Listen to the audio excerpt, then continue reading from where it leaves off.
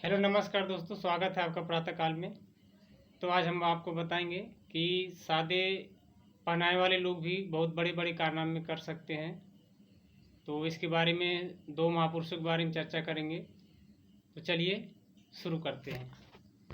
तो दोस्तों बात करेंगे स्वामी विवेकानंद की, जो अमेरिका के शिकागो शहर में पहली बार जब किसी सम्मेलन में गए थे, तो वहाँ पर जब उन्होंने भाषण देना आरंभ किया तो लोगों को लगा कि ये तो एक साधु है, एक महात्मा है, एक संत होगा। लोगों ने उनको उस तौर से नहीं देखा जिस तरह से देखना चाहिए, किसी राजनेता की तरह नहीं देखा। वे सादे कपड़ों की को देख करके कुछ ऐसा उनको ऐसा लग रहा था कि कोई सादा सुदा आदमी होगा। लेकिन जब उन्होंने भाषण देना शुरुआत करे और जैसे ही बोले कि भाइयों और बहनों, प्यारे भाइयों और बहनों, इतने में ही पूरा सम्मेलन तालियों की गड़गड़ाहट से गूंज उठा और स्वामी जी ने भाषण देना शुरुआत करे। तो जैसे ही भाषण की उनकी शुरुआत हुई, आधा घंटा बीता, एक घंटा बीता, वहाँ की जनता पीछे हटने को तैयार नहीं थी। भाषण में इतना दम था दोस्तों, भाषण में दम तो होगा ही, क्योंकि उनके विचार इतने प्रखर थे, तेज बुद्धि, पहनावा सादा। लोग देख कर के वहाँ अचंभित थे कि ये देखने में ऐसा सादा आदमी लग रहा था, किस तरह से भाषण, इतना अच्छी भाषा पर पकड़, इतना अच्छा बोली, इतनी प्यारी मीठी बोली। इस तरह से भाषण देते देते उनको बहुत टाइम हो गया, लेकिन जनता पीछे हटने का नाम नहीं ले रही थी। दोस्तों भाषण के समय जब भाषण खत्म हुआ तो एक लेडीज आकर के स्वामी विवेकानंद से मुलाकात करती है और कहती है कि स्वामी जी, अमेरिकन लेडीज रहती है और स्वामी जी के पास आती है भाषण ख़त्म होने के बाद, और उनसे, आप लोग तो जानते हैं कि वहाँ पे सब खुल्ली में खुल्ला चलता है, सब कोई बात किसी को बोलना, शादी विवाह और किसी भी चीज़ के बारे में, तो कोई वहाँ पे कोई रोक टोक नहीं रहता। कोई किसी से इजाज़त या किसी की डर, किसी की लाज, यूएस में वो सब बातों का कोई महत्व नहीं रहता। हमारे भारत में कि हमारे भारत की संस्कृति इतनी अच्छी है, इतना सम्मान करते हैं लोग कि किसी छोटे या बड़े के सामने कोई गलत बात नहीं करता। यहाँ पे अभी भी इतना संस्कृति है, लेकिन उस वहाँ पे अभी भी गड़बड़ मामला है, और तभी भी वही मामला था। तो वो लेडीज आकर के स्वामी जी से बोलती है कि स्वामी जी, हमें आपके जैसा ही एक तेज बुद्धि वाला, एक प्रखर विचारों वाला व्यक्ति, बच्चा चाहिए। तब स्वामी जी एक ऐसा जवाब देते हैं दोस्तों कि बहुत बड़ा जवाब देते हैं। ये जवाब बहुत सीख ला सकता है हमारी आपकी ज़िंदगी में। स्वामी विवेकानंद जी का जवाब था, वो लेडीज़ क्या चाहती थी कि स्वामी जी, लेडीज़ बोली कि स्वामी जी आप हमसे शादी कर लीजिए, और जब आप शादी कर लेंगे तभी वो संभव हो पाएगा कि आपके जैसा प्रखर दिमाग वाला बच्चा हमें प्राप्त हो सकेगा।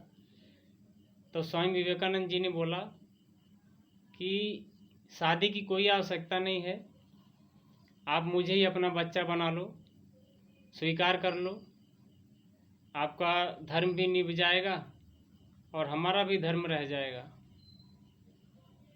ऐसे ऐसे महापुरुष हमारे देश में पैदा हुए दोस्तों, जो भारत में ही नहीं बल्कि विदेशों में भी जा कर के अपना झंडा पूरी मजबूती के साथ लहरा करके वापस आए और पूरे विश्व को बता के आए कि भारत एक लोहे जैसा मजबूत देश है, और यहाँ पर ये महापुरुषों की धरती है।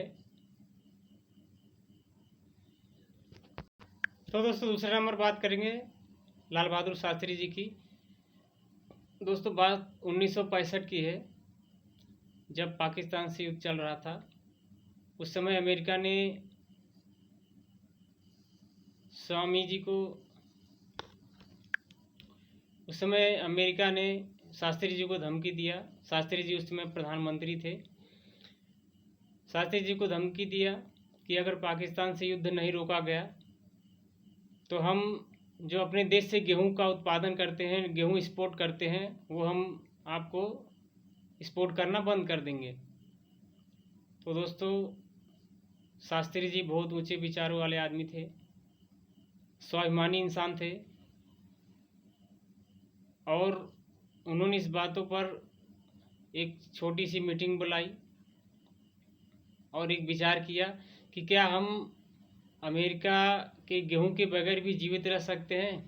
तो कमेटी और शास्त्री जी ने यह निर्णय निकाला कि अगर हफ्ते में हम सिर्फ एक दिन में से एक टाइम अगर खाना नहीं खाएंगे तो उसके गेहूं के बिना हम जीवित रह सकते हैं।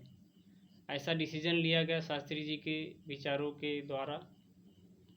और दूसरे दिन शास्त्री जी ने पूरे देशवासियों से आग्रह किया कि क्या हम हफ्ते में एक दिन में से आधे दिन भूखे रह सकते हैं।